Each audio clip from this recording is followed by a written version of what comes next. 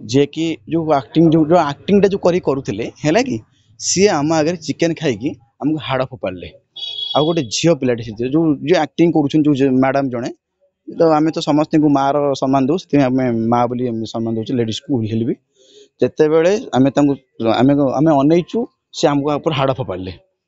Chicken खाई हाड़ फोपाड़े तृतीय थर द्वितीय थर पुणी जाकि प्लेट में आसिक बिरियानी खाई देखली गोटे पर्व चली आज ग्रहण लगी तुम प्रत्येक वर्ष एमती करुच तुम यहाँ कर जन दौच तुम आमको आघात दौच हिंदू धर्म पर आघात दौच हिंदू उपर कौन मंतव्य टिप्पणी खराब चले राष्ट्र हिंदू परिषद आज शपथ नेला आज दिन शपथ नेला कौन करा ठीक ठाक बाट पाइबुन आम सी संभाली पार ठीक अच्छे आम नबू कि असुविधा कौन असु ना आज जेल अच्छी काली बेल अच्छी परसु हुई खेल अच्छी कि ना छड़ा छड़ी ना हम जोरदार हम तापर पुणी मांस भी फोपाड़ तुम कौन देखे हो तुम एत मांस अच्छी 100 जन पिला थे तुम कौन तुम संभाली पारि था तुम जमती कल सेमती पाइल एथर कौन द्वंद्व ना जय श्रीराम आम आज जो परी भाव से मैंने कहले कि जे आम दृष्टांतमूलक कम करमती किसी आगे आम करना देखो आगे आम शांतिमूलक सहित आम बाहर छाइलु आम पिला माने एवं किसी व्यक्ति विशेष आम सब थिलु आम कथबार्ता हवा भितर से जड़े पिला जे कि जो एक्टिंग जो करुले है कि सी आम आगे चिकेन खाई आमको हाड़ फोपाड़े आ गोटे झील पिलाटे जो जो एक्टिंग कर मैडम जड़े तो आम तो समस्त को माँ सम्मान दो आम माँ बोली सम्मान दो लेडीज को उल्लेल भी जिते बड़े आम आम अनईचु सी आमको ऊपर हाड़ फोपाड़े चिकेन खाई हाड़ फोपाड़े तृतीय थर द्वितीय थर पुणी जाकि प्लेट में आसिक बिरियानी खाई देखली आम आम भाई भाई एमती जिन भल नुह यहाँ इंगितरा भल होनी एति कहला बेलू से पिला मैंने कहते इंगिता भल लगुनि बोली से कौन कहला झील स्त्री लोकटा कहले से भाईटी कहले जे तुमको झुलई देबू अरे भाई झुलई देबू कौन एति कह भर मैक्सीम 2 मिनट ना नहीं सी सीट्रु ओल्ल पलि आसिले गेट पाखे आम भाई मान सब छिड़ाई जड़े भाई कहे अरे भाई तुम कौन कह झुलई दब बोली ना झुलई देबू माने झुलई देबू कहीं कौन असुविधा नहीं तुम किए आम खाइबू एमती भी कहला तुम किए आम खाइबू अरे भाई खाइब जदि तुम घर भीतर खाओ तुम आमको लोक देखु जेहेतु आज जानी हिंदू धर्मर गोटे पर्व चली आज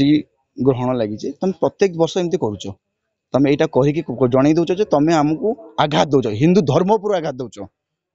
ये जाना दरकार आ गोटे कथा भी सी आसला से गोटे पिलाटा कहला भाई कौन एमती व्यवहार कौन कौन कर हाथ टेकला से कौन कला खंडाटा एमती मारदेला पिलार हाथ में बाजिला विजुआल अच्छे आप देदेवी फटोटा अच्छी देखीदेवी जो आप तार एक्सरे भी हो थाना भी आम देचु जो देलु सांगे सांगे कौन पिला माने आज्ञा हिंदू धर्म पर आटाक आसा आज्ञा हिंदू निजे छाड़बना आम भूल बटा करूँ कि आम कौन भूल बटा करना एवं कौन दृष्टांतमूलक कम करना से प्रथम दृष्टांतमूलक कम कले ता बाद आम कलु प्रथम तो दृष्टांतमूलक कम कले ग्रहण तुम आईष कर खाइल कि तुम घर खाइल भाई घर खाया कथा खाइल ठीक अच्छे आम कि कहूँ तुम हिंदू धर्म उपरकू माने इंगित कल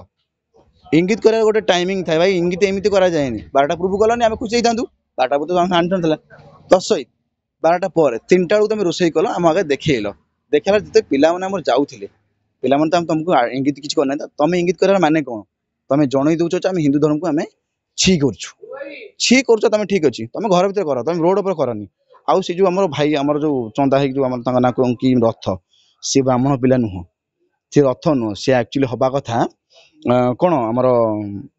माने आंडामान निकोबर एरिया जो कला भूषुंडा लोक रही से भाई लोक हवा अकाश से आ बाकी आउ गोटे कथा रहा चेतावनी सहित राष्ट्र हिंदू परिषद गोटे बात कथा जदि नेक्स्ट टाइम हिंदू उपर कौन मंतव्य टिप्पणी खराब चले राष्ट्र हिंदू परिषद आज शपथ नेला आज दिन शपथ नेला कौन करा ठीक ठाक बाट पाइबुन आम सी संभाली पार ठीक अच्छे आम नबू कि असुविधा कौन असु ना आज जेल अच्छी काली बेल अच्छी परसु हुई खेल अच्छी कि ना छड़ा छड़ी ना हम जोरदार हम से कहते कि आमे संविधान अनुसार तमे संविधान तमर नुह संविधान टोटल समस्त नॉनवेज खाइलु हाँ तमे खाओ प्रॉब्लम है आमे सेटा आमे भी प्रॉब्लम नहीं मैडम आमे भी कहूछु सेटा किछि प्रॉब्लम नहीं तमे खाओ घर भीतर खाइबो तमे घर भीतर खाओ तमे हमके इंगित करा माने कोन तमे जानिचो जे होटल रे मॉल मानकर रास्ता कड़े फास्ट फूड दुकान में आमिष करिकी खाउछन किंतु एमाने केही भी प्रतिरोध सुनंतु करू नाहंती से माने हिंदुत्व प्रति पई से माने कोनोसी मंतव्य भूल दो नाहंती ସେମାନେ ହିନ୍ଦୁ ପ୍ରତି କୌଣସି ମନ୍ତବ୍ୟ ଭୁଲ ଦଉନାହାନ୍ତି। ତମେ କାହିଁ ଦଉଛ? ତମେ ଡାଇରେକ୍ଟ କହି ଦଉଛ ଯାଇକି ଯେ ହନୁମାନ ଟେକି ନେଇକି ପଳେଇବ ରକେଟକୁ। ତମେ କହିବ ଯାଇକି ଯେ ସାଙ୍ଗେ ସାଙ୍ଗେ ଯେ ଆମର ଜଗନ୍ନାଥ ସଂସ୍କୃତି ଉପରକୁ ତମେ ଆଞ୍ଚ ଉଠେଇବ। ତମେ କିଏ ହୋ? ତମେ ଜାଣିଛ କି ଥରେ ହିନ୍ଦୁତ୍ୱ ସାଙ୍ଗେ ଲାଗିବ ତମେ ଘରୁ ବାହାରି ପାରିବନି ବୋଲି ଚେତାବନୀ ଦଉଛୁ ଆମେ। ରାଷ୍ଟ୍ର ହିନ୍ଦୁ ପରିଷଦ ଆଜି ଚେତାବନୀ ଦଉଛି ଯଦି ବାଇଚାନ୍ସ ନେକ୍ସଟ ଟାଇମ ଏଟା ହୁଏ ତମେ ସେ ଘରୁ ବାହାରିବନି। ମୁଁ ଶୁଣିଲି କ'ଣ ତମେ ଆଜି ଶୁଣିବାକୁ ପାଇଲି କ'ଣ ତମେ ଅନାଥ ଆଶ୍ରମର କୌଣସି ପିଲାଙ୍କୁ ସାହାଯ୍ୟ କରୁଛ ବୋଲି। ଠିକ ତମେ କର, ଏ ମନ୍ତବ୍ୟ ଦିଅନି। କାରଣ ତମେ ଯେତେ ଗପୁଛ ସେମିତି ଗପିବାଟା ମଣିଷତ୍ୱ ପାଇଁ ଠିକ ନୁହେଁ। ଆଜି ନହେଲେ କାଲି ତମେ ଦେଖାହବ। ତମର ଯଦି ସେତିକି ତମେ ଜଗନ୍ନାଥ ମାନ ତମ ପିଲା ଛୁଆଙ୍କୁ କାହିଁକି ଜଗନ୍ନାଥ ମନ୍ଦିର ଛାଡୁଛ? ତାଙ୍କୁ ବି ବ୍ୟାନ୍ କରାହେଇଯିବ। ତମେ ଘରୁ ବାହାରି ପାରିବ? ଯଦି ତମେ ହିନ୍ଦୁତ୍ୱ ଉପରେ ଲାଗିବ ତମେ ଘରୁ ସାଙ୍ଗେ ବାହାରି ପାରିବ? ଆମେ ସେଟାକୁ ଧ୍ୟାନ ଦଉନୁ। ଆମେ ଚାହୁଁଛୁ ଭାଇ ଶାନ୍ତିରେ ସମସ୍ତେ ବଞ୍ଚିବା ଦରକାର ଆମର। ତମେ ଆଜି ଯୋଉ ଜିନିଷଟା ହେଲା କ'ଣ ପାଇଁ ହେଲା? ତମେ ଆଗ ହାତ ଉଠେଇଲ, ତମେ ଖଣ୍ଡାର ହାତ ଉଠେଇଲ ନୁହଁ, ହୁସ୍କେଇଲ, ଓଲଟା ପୁଣି ଖଣ୍ଡାର ହାତ ମାଇଲ, ତାପରେ ପୁଣି ମାଂସ ବି ଫୋପାଡ଼ିଛ। ତମେ କ'ଣ ଦେଖେଇ ହଉଛ? ତମ ପାଇଁ ଏତେ ମାଂସ ଅଛି? 100 ଜଣ ପିଲା ଥିଲେ, ତମେ କ'ଣ ତମେ ତାଙ୍କୁ ସମ୍ଭାଳି ପାରିଥାନ୍ତ? ତମେ ଯେମିତି କଲ ସେମିତି ପାଇଲ। ଏଥିରେ କୌଣସି ଦ୍ୱନ୍ଦ୍ୱ ନାହିଁ। ଜୟ ଶ୍ରୀରାମ।